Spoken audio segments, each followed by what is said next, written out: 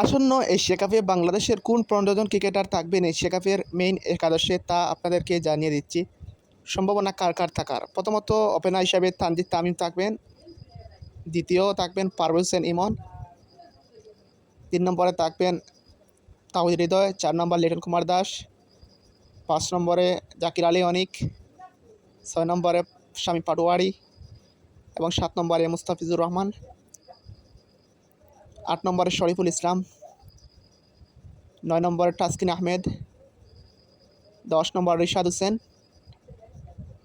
১১ নম্বরে মাহাদি হাসান, ১২ নম্বরে মোহাম্মদ সাইফুদ্দিন, ১৩ নম্বর তানজিম হাসান সাকিব, ১৪ নম্বর নাসুম আহমেদ, ১৫ নম্বর নুর হাসান সোহান। এখানে মেহেদী হাসান মিরাজ হয়তো নুর হাসান সোহান এবং সৌম্য সরকার এই ৩ জনের মধ্যে যে কোনো একজন থাকার সম্ভাবনা থাকবে।